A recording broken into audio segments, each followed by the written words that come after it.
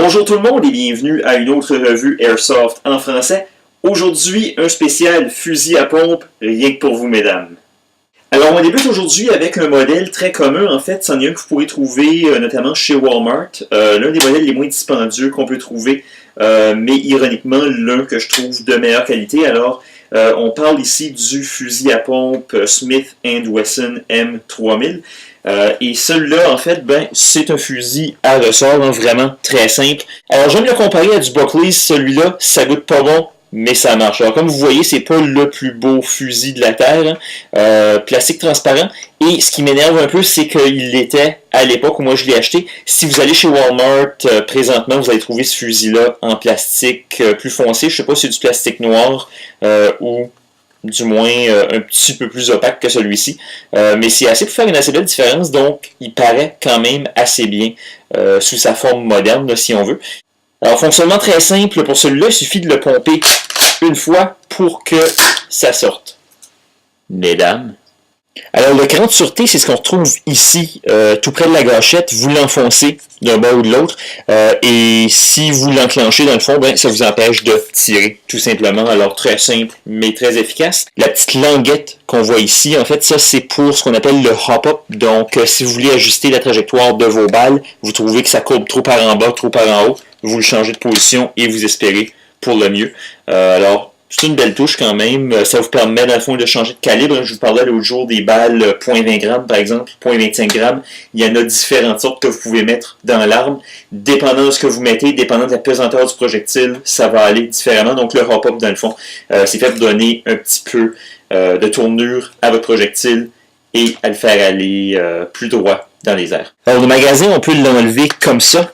Il y a des petits boutons sur le côté. Côté, voilà, qui nous permettent de closer dessus, de le relâcher. Vous avez environ 30 balles là-dedans, ce qui est très bon.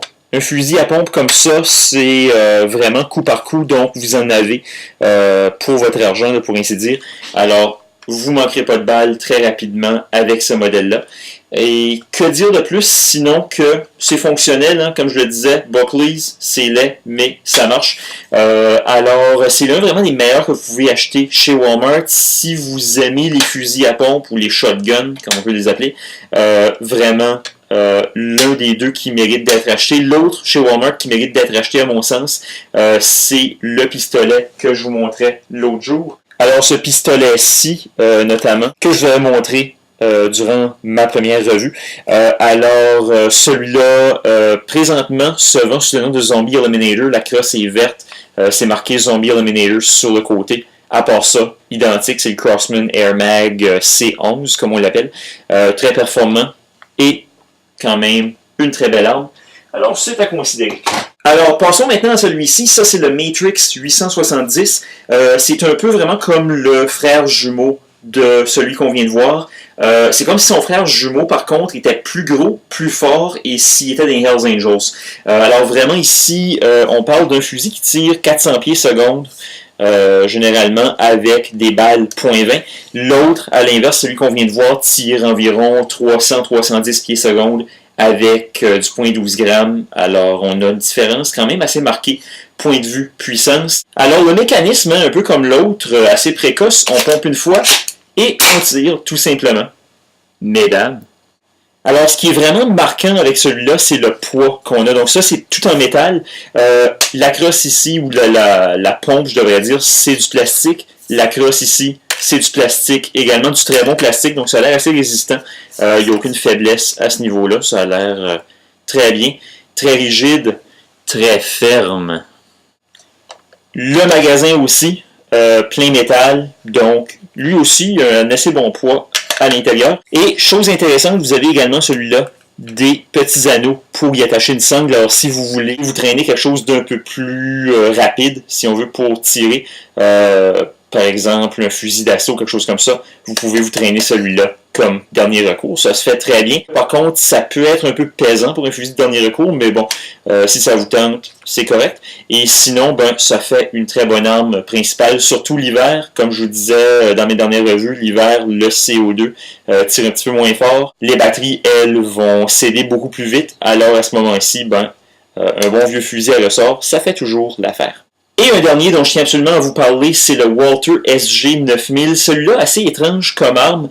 D'habitude, le Airsoft, c'est fondé sur des armes qui existent dans la vraie vie, toujours basé sur un modèle existant. Celui-ci, par contre, ne l'est pas. Donc, c'est une arme unique en son genre. Ça n'existe que pour le Airsoft.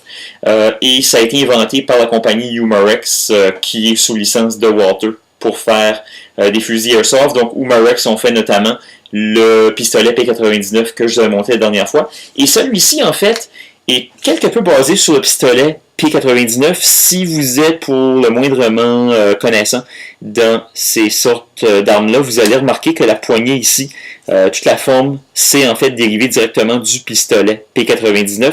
Le reste de l'arme, ben, ça ressemble d'un fusil à pompe, ça ressemble d'un bon vieux shotgun.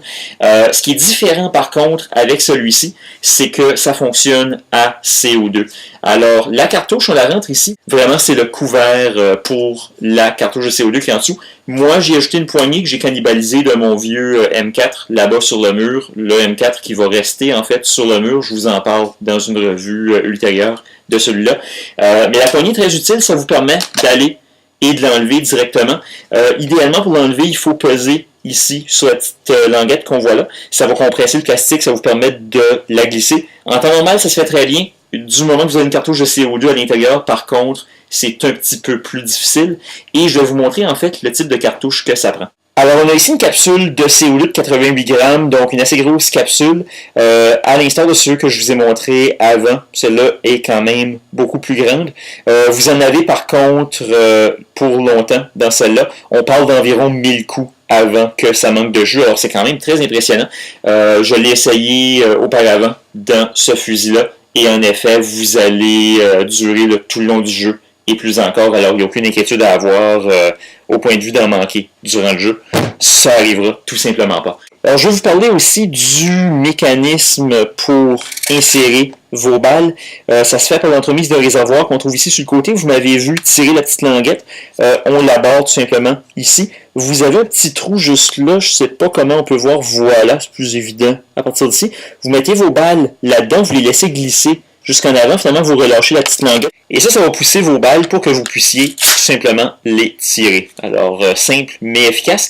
Très facile à recharger en cours de route. Hein, si vous avez votre speed loader sur vous, même si vous avez des balles dans vos poches, vous arrêtez un moment, tirez ça, insérez les balles et vous repartez, le tour est joué. C'est magnifique.